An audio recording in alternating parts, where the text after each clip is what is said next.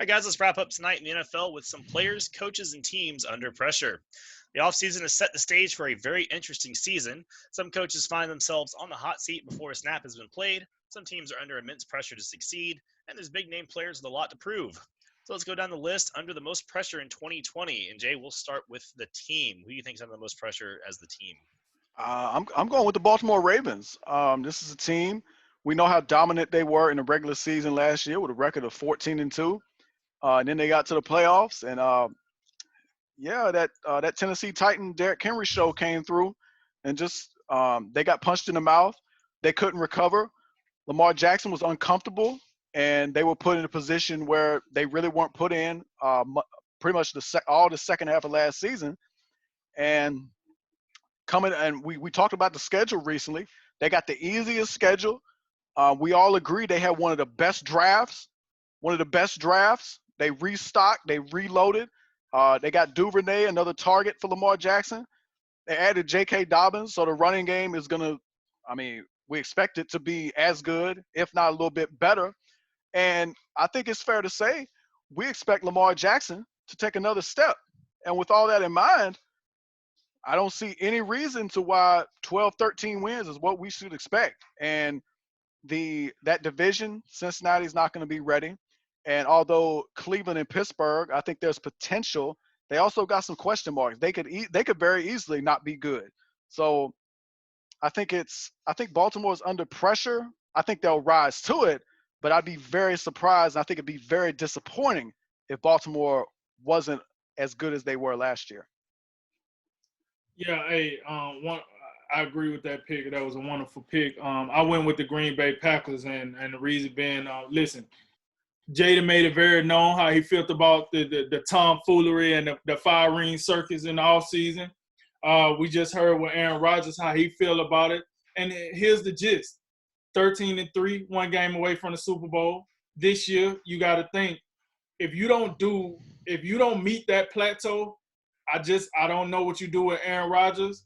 You go from being one of the one of the NFC elites to you probably be a doormat. Because if Aaron Rodgers is gone, you throwing in Justin Love here, Jordan Love, I'm sorry, Jordan Love, and then you got Devontae Adams out there flopping in the wind now. He became one of the top wide receivers in the NFL because of Aaron Rodgers. And then you got this guy that you drafted. I don't even know what his name is, but you got this guy that you decided to draft at the end of the draft. You got this cat, you got these running backs. You got the defense that you invested heavily in, that now what you're going to ask them to pull the old Chicago? Hey, carry us on your shoulders.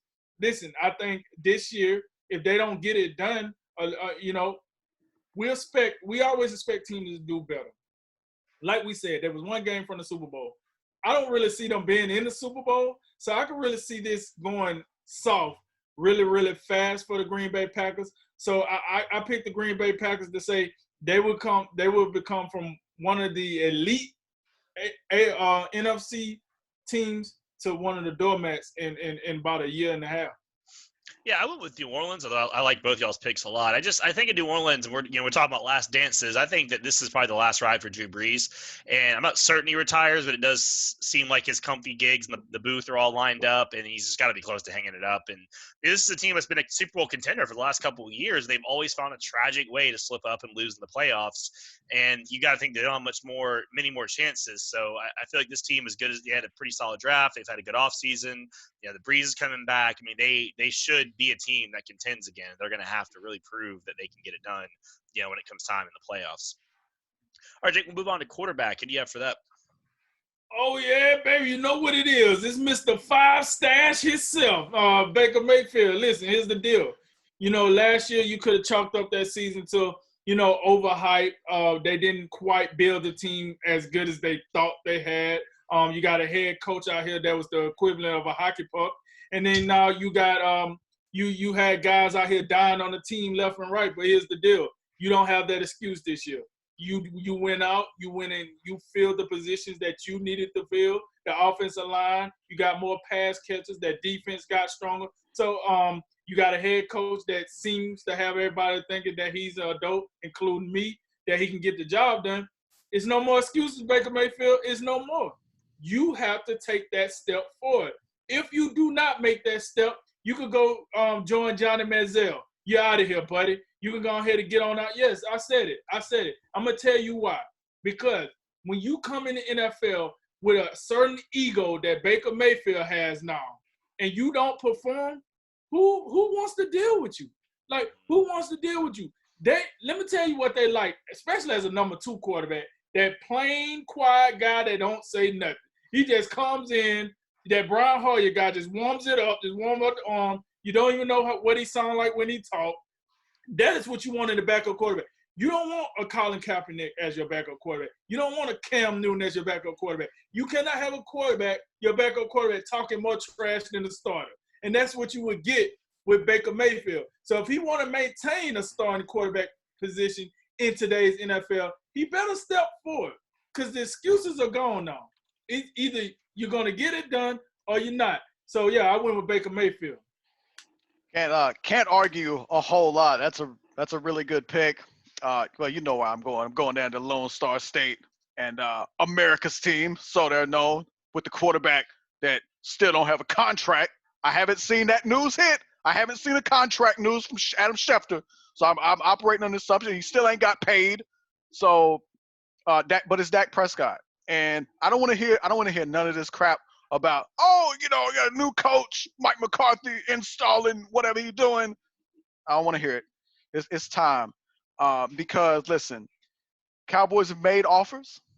You said they weren't good enough. So, I don't know. It's time to show me something. I'm not talking about throwing for 4,000 yards and career highs and touchdowns or whatever. It's time to go back, win some games, get in the playoffs, and go. Because offensively, you still got Zeke. You got Amari Cooper. You got Michael Gallup. And they gave you a Christmas present at the end of April with CeeDee Lamb coming to town. So you got a plethora of weapons. It's time to bring it. And outside of the Eagles, the NFC East, the Giants and Redskins, they're not going to be very good. So it's time to win. Yeah, I went with a little more off the wall here. I'm thinking that Teddy Bridgewater is a guy that's under a lot more pressure. And you would think at first you go, okay, well, he just signed that big contract. Why would he be? But it's a 3-year deal. And it's a regime that, seems to have the keys for a couple years, right? This Matt Rule, Joe Brady experiment feels like they're going to be there for a while. They're going to get more than just a season or two. And that 2020 quarterback class, we talked about it before the show, and maybe the jury's still out more than I think. But, you got guys that are commodities like Justin Fields, Trevor Lawrence. And you also have guys like Trey Lance, North Dakota State, and some other guys that could be in. We know how these quarterback classes go. As the year goes on, dudes get hyped up. You could have 4 or 5 quarterbacks going in the top 10 next year. And the Panthers, we assume they're probably going to struggle to a degree with that brand new defense and whatnot. If they're bad and Bridgewater looks just okay, I think it would be tempting if the Panthers are in the top 3 or top 5 picks to maybe go after a new quarterback and really start fresh, then maybe, rolling with what they've got. I think that temptation might be there. Let's go ahead and move on to wide receiver, Jay. Who you got? The dude that played with Baker Mayfield up there in Cleveland. And I'm not talking about Jarvis Landry. I'm talking about Odell Beckham. Listen, last season, Odell's first season in Cleveland, we spent more time talking about some of the attire and the extracurricular than what he was doing catching passes. We talking about wearing watches. We talking about chains. We talking about wearing the wrong shoes. We talking about going to the national championship game and throwing money at players. Just so much nonsense, and there's not enough actual stuff that we need to be talking about, which is catching passes, gaining yards for your team, and getting in the end zone, contributing to winning. And it's not only Odell. He's not the only issue. Baker Mayfield, right along with him, problematic. But you can't just blame all of it on Baker Mayfield, because we've seen Odell dominate with suspect quarterback play. We know when he was in New York, Eli Manning has been just a train wreck for years, but he could still from time to time, many a time, just get the ball out quick, and Odell could make it happen. So you can't tell me he can't do it. We just got to see it. Odell's under the most pressure at that position. Yeah, I agree with Jay. Listen, I would challenge someone to tell me another player that's considered top 10 in their position that do less than Odell Beckham has done in the last, I don't know, 2 to 3 years. Listen, here's the deal. You had a chance to put your name in folklore, but you decided to go to Miami and be on the boat. You had a chance to show us that you was the real deal. You decided to fight something on the sideline or whatever you was beating up on the sideline. Here's the deal. When you're looking more like a WWE superstar than an NFL superstar, it's a problem here. You're starting to be more of a prop than you are a player.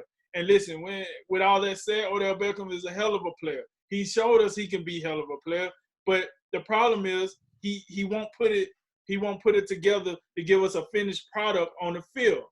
And this is why they're considered trading him again. Listen, a guy of Odell Beckham's talent shouldn't be traded this much.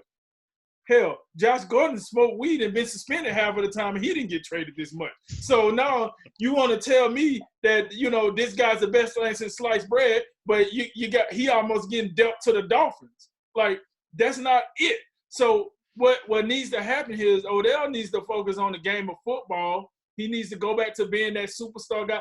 I'm like, what has he done since the three-finger catch in a game that they lost anyway? But what has he done? You know what I mean? Like, give me something, Odell, other than a bunch of lip service and the after party after the national championship. That's just not going to cut it. So I need Odell Beckham to step it up. Yeah, that's probably the best answer. I mean, that's a lot more bark than bite right now. I was thinking a little bit different.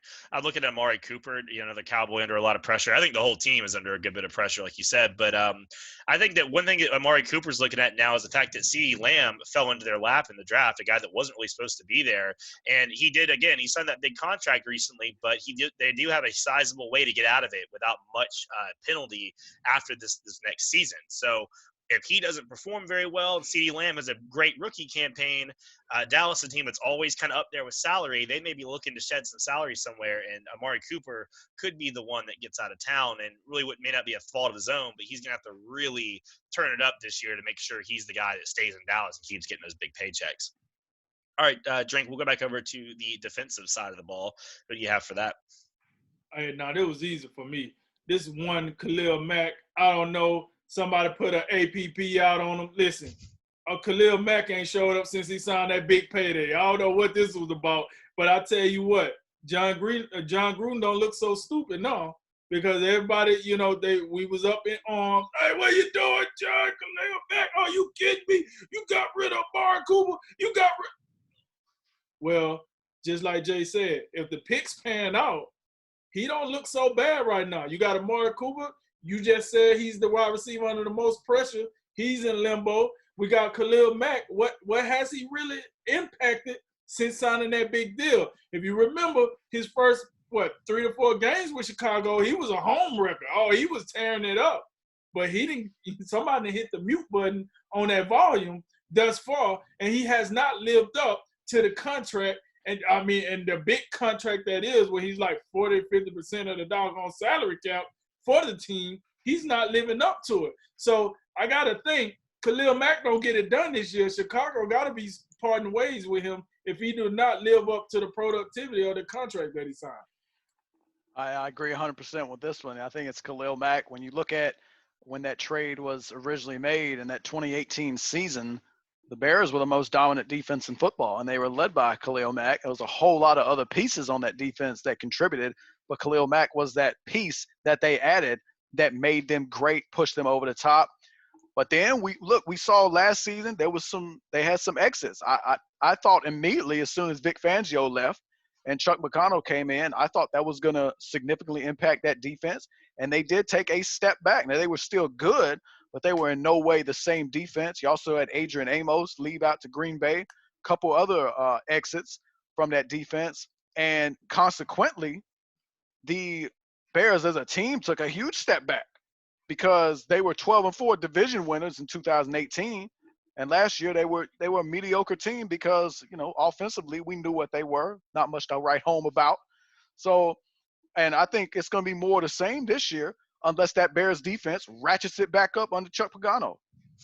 Yeah, I had Mac as well for this. You know, that now that we have that trade in the rearview mirror, the Raiders are going to get they got Josh Jacobs from one of the picks, and now they're going to get see what Damon Arnett does, which we all thought was a reach at the time. But hey, you know, the kid hasn't played a snap yet, so we'll see how it turns out. But like Drink had mentioned too, you know, that trade's looking kind of suspect now that Mac is not living up to that price tag. I mean, 8.5 sacks is not that impressive.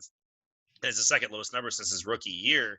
And like you said, that defense, it went from monsters of the midway to mid of the midway pretty quick. And they're going to have a lot to prove because that defense, again, they have to carry the team. And Khalil Mack he's the centerpiece. When you're paid that kind of money, you are the leader of that defense, whether you like it or not. So not only does he have his own personal stats and things like that to bring back up, but he's got to put that defense on his back and be a force that can carry the Bears, because we know that offense, Nick Foles or whoever else, that's not it. So we'll wrap up with Coach Jay. Who you got? Oh, you know where I'm going. We're going out to L.A., and I ain't talking about Anthony Lynn. I'm talking about Sean McVay. You refer to him as Big Brain, Mr. Big Brain Offense, or whatever it is. Listen, we're gonna find out something this year, because there ain't gonna be no excuses about Todd Gurley and his knees don't work all that good, and we don't know why he ain't getting the ball. You got Cam Akers out there, so we'll see how that develops. But listen, the onus is gonna be on Jared Goff, and I'm gonna need Sean McVay to go back there and prop him on back up to where he somewhat measures up to that contract. Which it don't look. They restructured it, so you don't have to look. Your back ain't got to hurt all that much. You ain't got to prop him up to so much because you restructured the contract already, only after one season. But when I look at that division, we know San Francisco and Seattle gonna be there, and Arizona's coming a little bit. I don't know if it's this year, but it's a very real possibility. The Rams could be. You talk about the Packers being off the rails in the basement. The Rams could be joining them very quickly. It could be this year, depending on how the Cardinals get it together. But I'm just looking at them, and I look at the defense too. When you get around Aaron Donald and Jalen Ramsey, and I know they brought back Michael Brockers, but really when you look outside of Donald and Ramsey, I don't even know what they got over there. I really don't. So Jared Goff, it's gonna be on Jared Goff. Jared Goff got to show us something, and we know what Jared Goff shows us. It's gonna be because of Sean McVay. So it's Sean McVay. Yeah, I went with Mr. Wood Pencil, Mr. Hostile Work Environment himself, Matt Patricia. Here's the deal.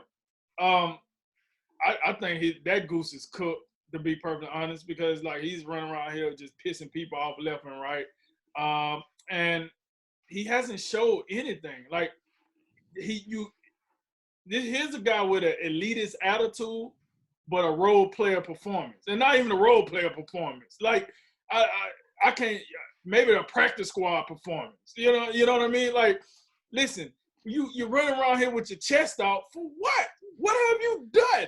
Who are you? Like, no. We know who Bill is. If he want to have his chest out, that's one thing.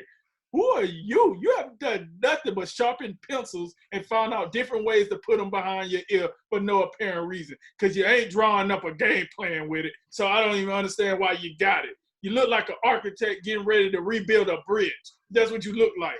So here's the deal. We're at the end of the road with Patricia. He's out of here. He might well have gone blow the dust off that resume and get ready to be somebody's coordinator, because I don't see him being the head coach at this time next year. Yeah, two great choices. I should say Doug Marrone, but we don't fire people around here. So I'll go with Dan Quinn.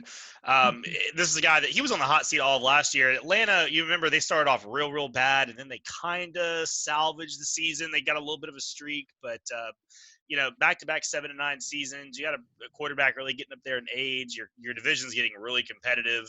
Two really good teams. Then once Carolina figures it out, they'll be good too. Atlanta they're kind of screaming rebuild to me and reset. So that's who I'm going with. Is old Dan Quinn hadn't been the same since that Super Bowl second half.